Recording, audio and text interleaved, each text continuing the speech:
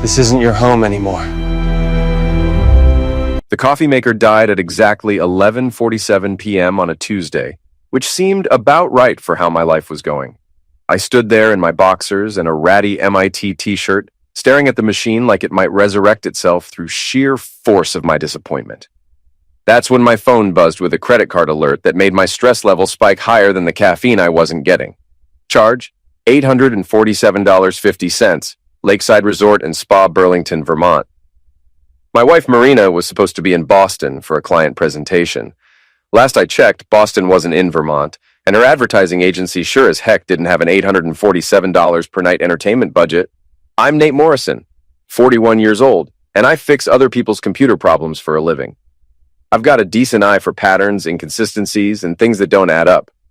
Right now, my marriage was throwing up more red flags than a Soviet parade. I called Marina's cell. It went straight to voicemail, which was becoming a disturbing trend. Her voice, crisp and professional even in recording, told me to leave a message. I didn't. Instead, I opened our banking app and started scrolling. What I found made my stomach drop like a stone into dark water. 3 more charges over the past week, all at places she'd never mentioned. A jewelry store in Manchester, a high-end restaurant in Hanover, and something called Intimate Apparel Boutique that cost more than my monthly gym membership. The front door opened with Marina's familiar click of heels on hardwood. She walked into the kitchen looking like she'd stepped off a magazine cover. Perfectly styled auburn hair, designer suit that probably cost more than my car payment, and that practiced smile she wore for difficult clients. "You're up late," she said, not quite meeting my eyes as she set down her leather briefcase. "Coffee maker's dead," I replied, holding up my phone. "But that's not the most interesting thing that died tonight." Her smile faltered. "What do you mean?" "Vermont? Marina, really? When did Boston relocate to Vermont?" The color drained from her face, but she recovered quickly. Marina had always been good at damage control. It's what made her successful in advertising. "It's complicated, Nate. The client wanted to meet at a different location. Last-minute change. For $850 a night, must be some client. You're checking up on me now?" Her voice turned cold, defensive. "When did you become so controlling?" That word hit me like a slap. Controlling. It's what she'd been calling me lately whenever I asked basic questions about where she was going or when she'd be home.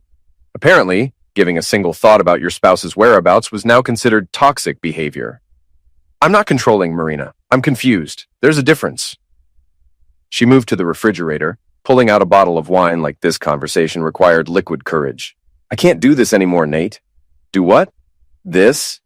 She gestured vaguely between us. "The suspicion, the interrogation every time I come home, the way you look at me like I'm some kind of criminal. Maybe if you stopped acting like one, I'd stop looking at you like one." The wine glass slammed down on the counter hard enough that I was surprised it didn't shatter. "That's exactly what I'm talking about. You've already made up your mind about me, haven't you?" "Have I?" "Because from where I'm standing, the evidence is pretty damning." Marina turned to face me fully, and for a moment I saw something in her eyes that looked almost like relief. Like she was tired of carrying around whatever secret she'd been hiding. "You want the truth, Nate? Fine. Yes, I was in Vermont. Yes, I spent the night at an expensive resort, and no, it wasn't for work." The admission hung in the air between us like smoke from a house fire. I'd been expecting it, but hearing it out loud still felt like taking a punch to the solar plexus. "Who is he? Does it matter?" "It matters to me." She poured herself a generous glass of wine and took a long sip before answering. "Derek Ashford." The name hit me like a freight train.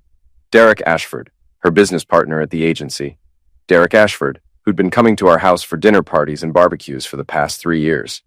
Derek Ashford, who'd shaken my hand at last year's Christmas party and told me how lucky I was to have such an amazing wife. How long? 6 months. 6 months. Half a year of lies, of fake business trips and mysterious charges and cold shoulders in bed. Half a year of me thinking I was losing my mind, that maybe I really was becoming controlling and paranoid. "I want a divorce," she said quietly. "Yeah," I replied, my voice surprisingly steady. "I bet you do." She finished her wine in one long gulp and headed for the stairs. At the bottom step, she turned back. "I'll be staying at Lila's for a while. We can figure out the details later." Lila Brennan, her best friend since college. Another person who'd sat at my dinner table and smiled to my face while knowing exactly what Marina was doing behind my back. After Marina disappeared upstairs, I sat in my kitchen until dawn, staring at my phone and trying to process the complete implosion of my life. By the time the sun came up, I'd made a decision. If Marina wanted to play games, I'd play games. But I'd been fixing broken systems for 20 years, and I knew how to find the cracks in anything. I was going to find out exactly how deep this betrayal went. Jules Martineau looked like someone who'd seen too much of the world's ugly side and decided to charge people for the privilege of seeing it too. 50-something gray hair pulled back in a ponytail, wearing a leather jacket that had definitely seen better decades. The private investigator came highly recommended by my lawyer, who'd warned me that Jules was expensive, but thorough. "Your wife's not very good at covering her tracks," Jules said, sliding a manila folder across the table of Murphy's Bar, the kind of dive where nobody asked questions and the beer was cheap enough to drown your sorrows without breaking the bank. I opened the folder and immediately wished I hadn't. Photos of Marina and Derek at the Vermont resort, holding hands by the lake. Marina laughing at something Derek was saying, her head thrown back in genuine joy, an expression I hadn't seen directed at me in months. Derek's hand on the small of her back as they walked into the hotel. "There's more," Jules said, taking a sip of whiskey that probably cost more than my lunch. The next batch of photos showed them at restaurants I'd never heard of, shopping together at boutiques in Manchester, and entering what looked like a very expensive jewelry store. The timestamp showed this had been going on for exactly as long as Marina had admitted. 6 months of systematic deception. "The interesting part isn't the affair," Jules continued. "It's the money trail." "What do you mean?" "Your wife's been spending a lot more than just hotel rooms and fancy dinners. She opened a credit card in your name 3 months ago, ran up about $15,000 in debt that you don't know about yet." My blood went cold. "That's identity theft." "Technically, yes, but proving it when you're married is tricky. She had access to all your personal information, and spousal fraud is hard to prosecute." Jules pulled out another set of documents. Credit card statements showing charges I'd never seen before.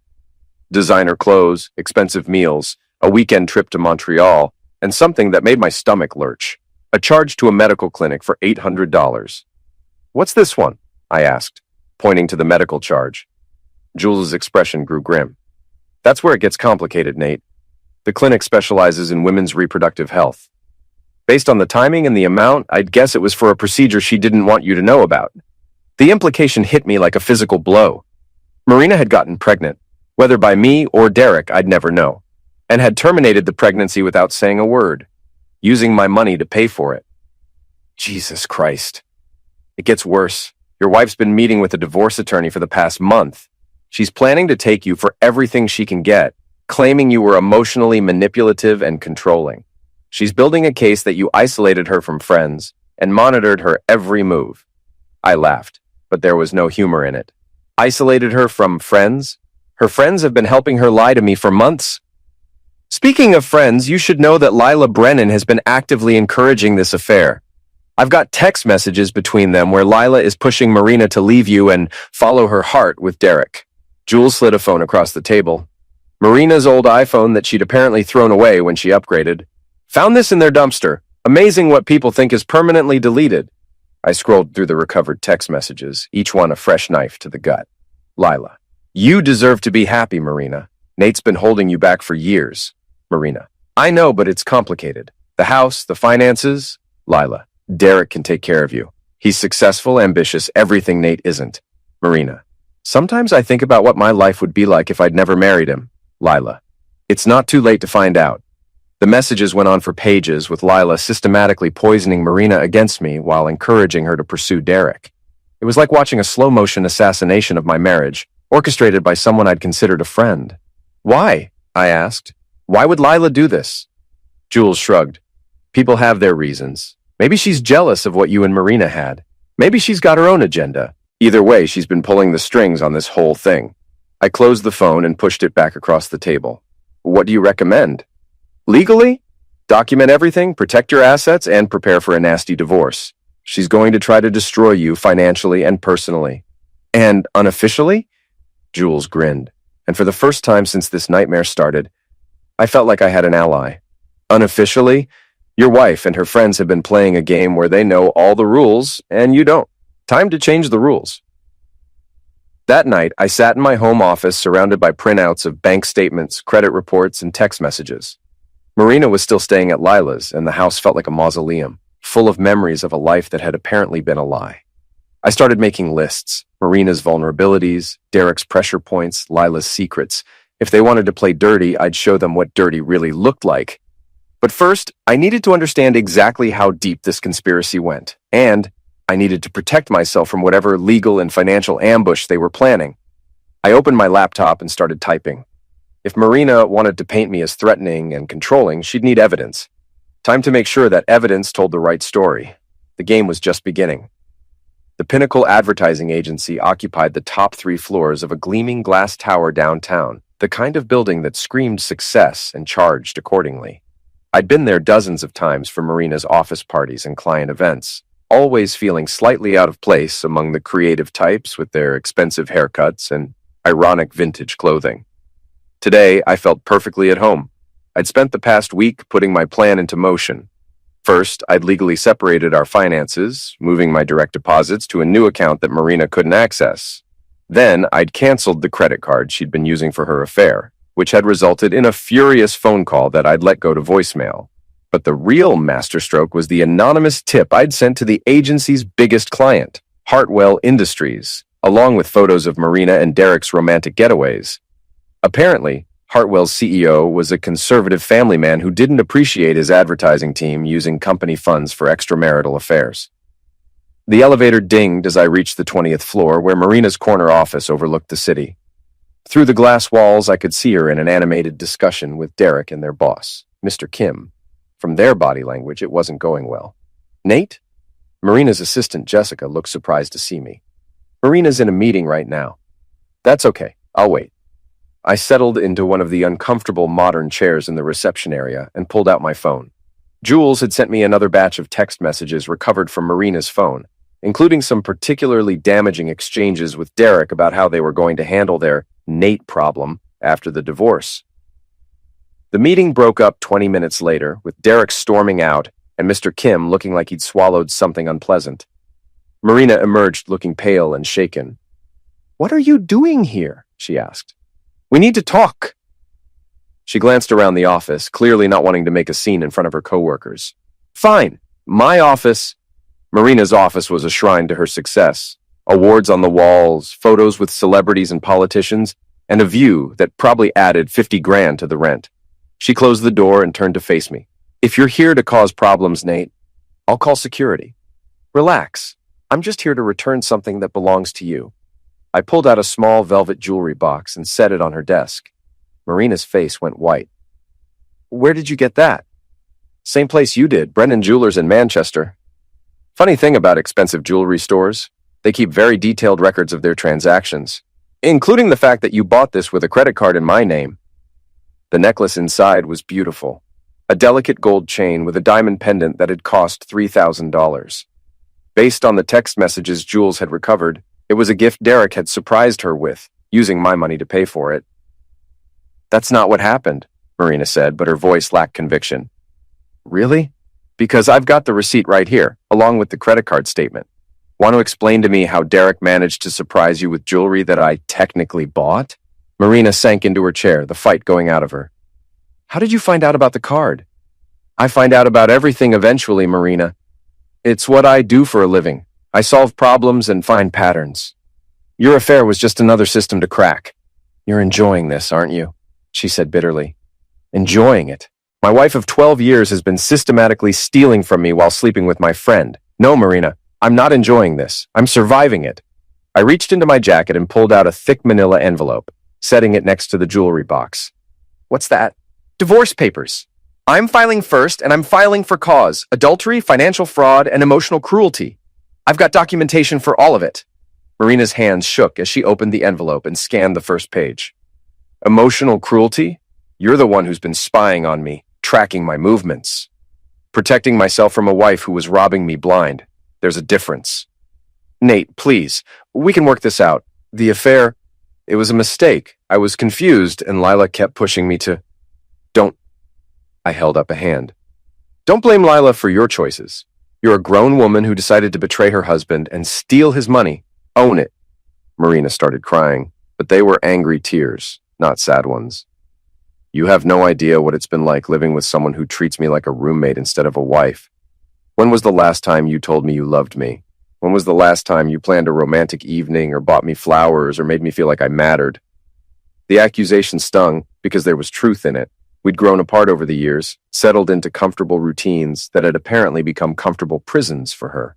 So you decided to fix our marriage by sleeping with Derek and stealing my money? I decided to find someone who actually wanted to be with me. Using my credit card to finance it? Marina wiped her eyes, smearing her perfect makeup. What do you want, Nate? Money? The house? Just tell me what it'll take to make this go away quietly. It's too late for quiet, Marina. Your boyfriend Derek is about to lose his biggest client because of your affair. Mr. Kim looked pretty unhappy when I walked in. And Lila? I smiled. Well, let's just say her husband Tom is going to be very interested in some of the text messages she's been sending you. You wouldn't. I already did. Turns out Tom's been suspicious about Lila's late nights and girls' trips for months. Amazing how helpful he became when I showed him evidence that his wife has been actively sabotaging other people's marriages. Marina's face went ashen. Nate, please, don't destroy other people's lives because you're angry with me. I'm not destroying anything, Marina. I'm just letting the truth come to light. If that destroys lives, maybe those lives were built on lies to begin with. I stood up and headed for the door. You got 72 hours to respond to the divorce papers. After that, everything becomes public record. Wait, Marina's voice was small, defeated. What about us? 12 years of marriage. Doesn't that mean anything to you? I turned back to look at her, this woman I'd once loved enough to promise my life to. She looked smaller somehow, diminished by the weight of her choices. It meant everything to me, Marina. That's why this hurts so much. I left her there in her glass office, surrounded by the symbols of her success, crying over the wreckage of the life she'd thrown away for a few months of excitement with a man who was probably already planning his exit strategy. The elevator ride down felt like descending from a great height, leaving behind the rarefied air of Marina's world, and returning to the ground level where consequences lived. My phone buzzed with a text from Jules. Tom Brennan wants to meet. Tonight, 8 p.m., Murphy's Bar. Says he has information you'll want to hear. I smiled grimly. The game was accelerating, and all the players were finally being forced to show their cards. Time to see what other secrets this conspiracy had been hiding. Tom Brennan looked like a man who'd been punched in the gut and was still trying to catch his breath. He sat across from me at Murphy's Bar, nursing a whiskey with the kind of careful attention that suggested it wasn't his first. His usually perfect hair was disheveled, his expensive suit wrinkled, and his eyes had the hollow look of someone whose world had just collapsed. She played me, he said without preamble. My own wife played me like a ridiculous fiddle. I'd known Tom for almost as long as I'd known Lila. They'd been married for 15 years, had 2 kids, and from the outside appeared to have the perfect suburban life. Tom was an architect, successful and steady, the kind of guy who coached Little League and never missed a parent-teacher conference. What did you find? I asked. Tom pulled out his phone and showed me a series of text messages. After you showed me those messages between Lila and Marina, I started digging deeper. Turns out my loving wife has been planning this whole thing for a lot longer than 6 months. The messages were damning. Conversations between Lila and Derek dating back over a year, discussing Marina's marriage and how unhappy she seemed. Lila systematically feeding Derek information about Marina's schedule, her interests, her vulnerabilities. Jesus, I muttered, scrolling through the texts. She was setting them up. It gets worse. Tom's voice was bitter. Remember that work conference Marina went to in Chicago last spring? The one where she supposedly met Derek for the first time as business partners. I nodded. Marina had come back from that conference full of excitement about new projects and opportunities. Lila arranged the whole thing. She knew Derek was going to be there, knew Marina would be vulnerable after that fight you two had about money. She practically threw them together. The fight he was referring to had been about Marina's spending habits. Nothing major, just the usual marital disagreement about budgets and priorities. But apparently Lila had seen it as an opportunity. Why? I asked. Why would she do this to Marina? To us? Tom's laugh was harsh. Because she hates you, Nate. Has for years. And she was jealous of Marina's marriage. Hates me? What did I ever do to Lila? Remember about 5 years ago when Lila was up for that big promotion at her marketing firm, the creative director position? I vaguely remembered Lila being stressed about some work situation, but the details were fuzzy. She was presenting a campaign that she claimed was her original concept, except it wasn't. She'd stolen the idea from a smaller agency and was passing it off as her own work. The memory came flooding back. I'd been doing some freelance IT work for Lila's company, helping them upgrade their servers, when I'd stumbled across the original campaign files. The metadata clearly showed they'd been created by someone else at a different company, months before Lila's supposed brainstorm. I had to report it, I said. It was plagiarism. If the client had found out later. You cost her the promotion. Heck, you almost cost her the job entirely. She's never forgiven you for that. Tom showed me more messages, these ones between Lila and her sister, discussing her long-term plan to get revenge on me for ruining her career. Lila: Nate thinks he's so righteous, so perfect. Wait until he finds out what it feels like to lose everything. Sister: You're really going to destroy Marina's marriage just to get back at her husband? Lila: Marina deserves better than Nate anyway. I'm doing her a favor. She's been working on this for years, Tom continued, slowly poisoning Marina against you, pointing out every flaw in your marriage, making her feel unappreciated and trapped. When Derek came along, she just accelerated the timeline. I felt sick. My marriage hadn't died from natural causes. It had been destroyed slowly and deliberately by someone I'd trusted. There's more, Tom said grimly. The credit card fraud, the secret spending, that was Lila's idea too. She convinced Marina that you'd never notice, that you deserved to pay for Marina's liberation. And Derek? Was he in on it? Derek's just a useful idiot, rich, charming, and stupid enough to think he was sweeping Marina off her feet through his own irresistible charm. Lila fed him information about Marina's favorite restaurants, her jewelry preferences, even her schedule. He thought he was being the perfect lover, but Lila was writing the script. Tom finished his whiskey and signaled for another. The worst part, Lila was planning to do the same thing to our marriage. She's been having an affair with her personal trainer for months, building up to asking me for a divorce. She wanted both of us destroyed so she could start fresh without any reminders of her failures. The scope of Lila's manipulation was breathtaking. She'd orchestrated the destruction of 2 marriages, ruined multiple lives, and convinced everyone they were making their own choices. What are you going to do? I asked. Tom's smile was cold. Same thing you're doing. I'm going to make sure everyone knows exactly who Lila Brennan really is. He pulled out a tablet and showed me a website he'd been building. A detailed timeline of Lila's deceptions, complete with screenshots of text messages, photos, and documented evidence of her affairs and manipulations. I'm launching this tomorrow morning, sending the link to everyone in our social circle, her coworkers, her family. By the time I'm done, Lila won't be able to show her face in this town. It was brutal, thorough, and completely justified. Lila had destroyed lives for petty revenge, and now she was going to face the consequences. What about Marina and Derek? What about them? They made their choices even if they were manipulated into making them. Marina still stole from you, still lied to you, still betrayed her vows. Derek still slept with a married woman. The fact that Lila was pulling the strings doesn't absolve them of responsibility. Tom was right, but I still felt a strange sadness for Marina. She'd been played as much as I had, turned into a tool against her own marriage by someone she'd trusted. I want Lila to know it was us, I said. I want her to know we figured out our game. Tom grinned. Already planned for. She's meeting me for coffee tomorrow morning to discuss our marriage problems. I'm going to show her the website right before it goes live. We shook hands. 2 men who'd discovered they'd been fighting the wrong enemy. The real villain had been hiding in plain sight, disguising her malice as friendship and concern. As I walked to my car, my phone buzzed with a text from Marina. We need to talk. There are things about Lila you don't know. I almost laughed. After everything Tom had just shown me, Marina was finally ready to tell me the truth about her best friend's manipulation. Too little, too late. But maybe it was time for one final conversation. One last chance to see if there was anything left of the woman I'd married beneath the lies and betrayal. The endgame was approaching, and all the players were finally going to be in the same room. The lakeside mansion where it all started was scheduled for foreclosure in 2 weeks.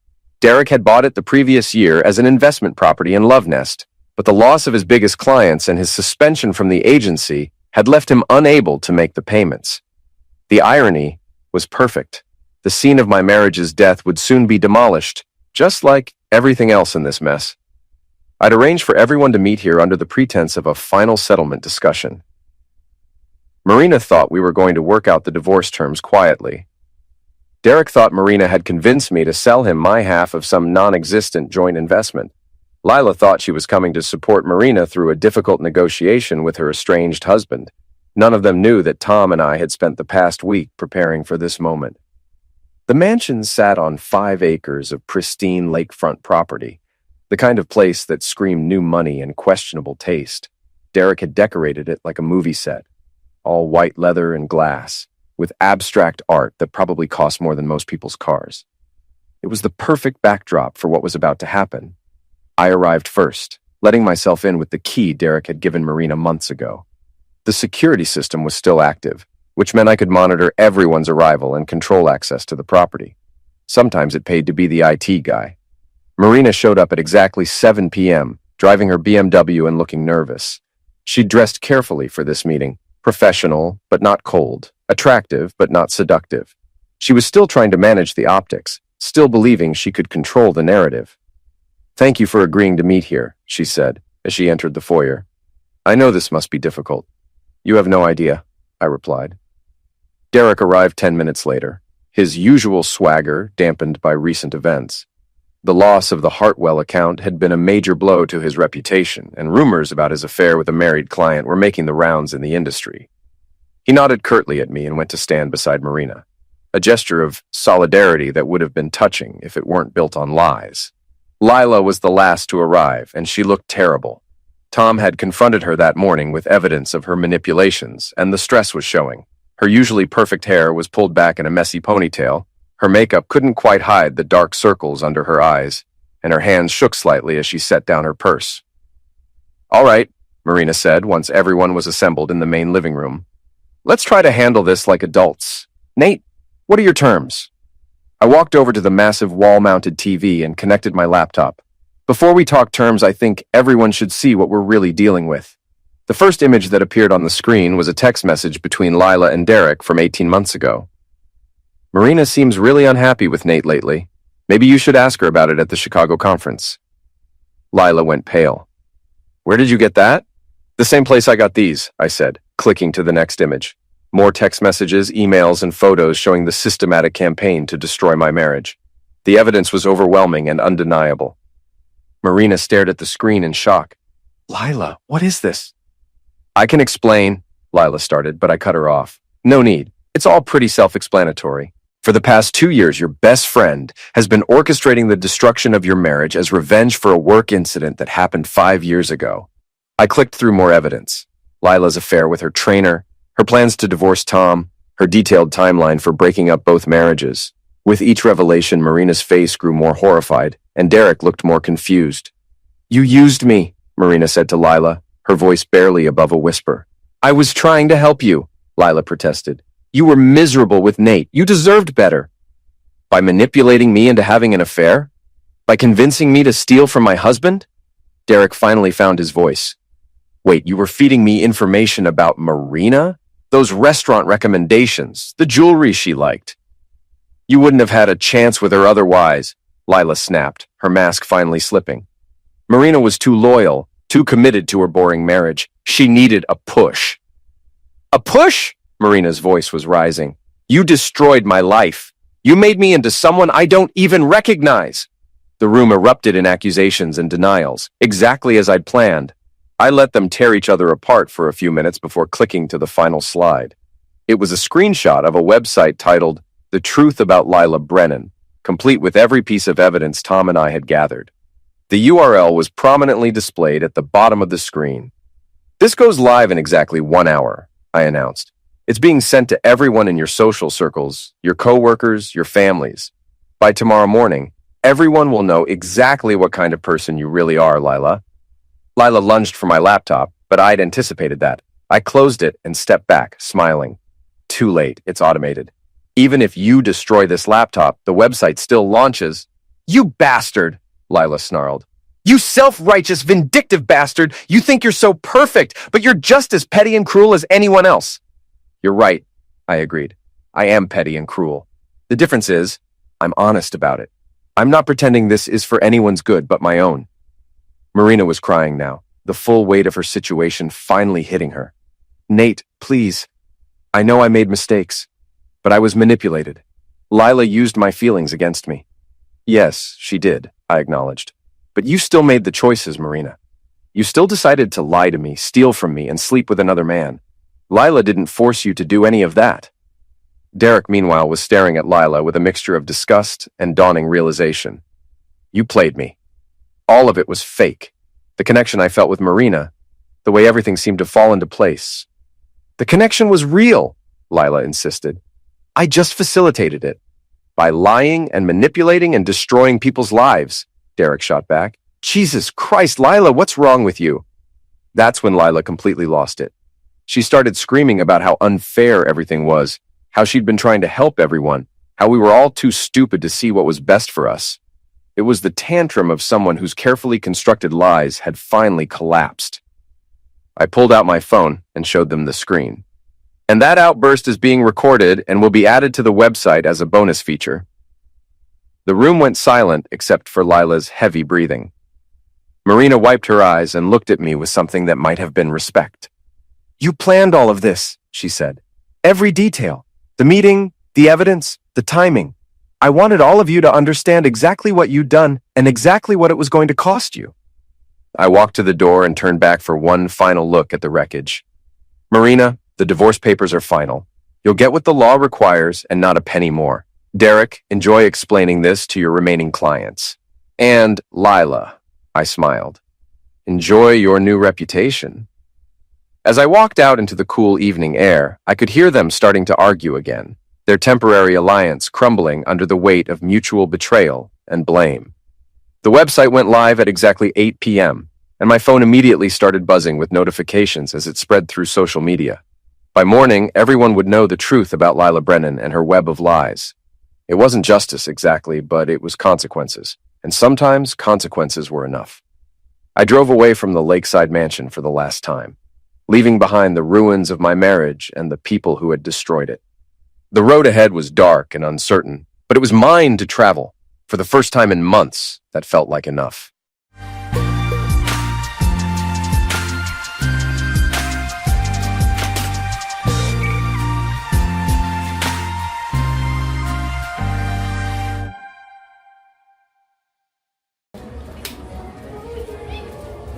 그렇게 해야 돼. 안 그러면은 방송이 죽을 것 같아가지고 나도 그냥 미친 척 하려고.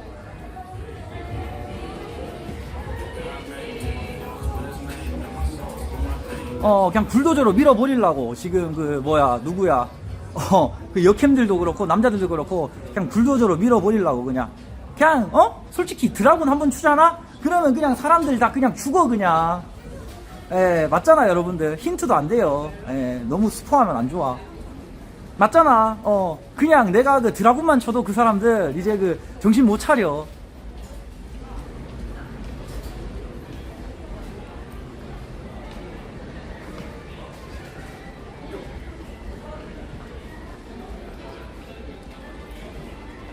그냥 드라군의 파파라치 한번 보여준다? 그러면은 끝이야, 끝.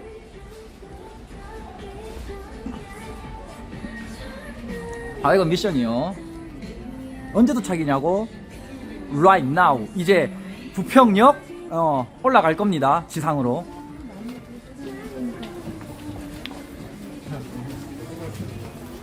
화장실 한번 갔다가 긴장 좀 해가지고 화장실 마렵거든. 화장실 한번 갔다가 부평역 올라갈게요. 오늘 진짜 그냥 긴장 같은 거 다 빼고 긴장 같은 거 다 빼고 그냥 몰이로 가. 또라이로 가. 궁금해서 숨 넘어간다고. 술맛 떨어진다고.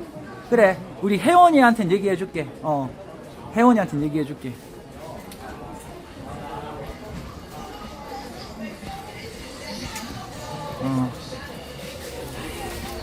또 술맛 떨어지면 안 되기 때문에 혜원이한테 또 알려줘야지. 매니저 채팅 보세요. 보면 나옵니다. 존나 재밌을 거야. 존나 재밌을 거야. 그래서 내가 기대하라는 거야, 여러분들. 내가 뭐, 슈발 뭐, 아무것도 없는데 기대하라고는 안 하잖아. 인정하죠, 여러분들. 맞지, 혜원아? 내가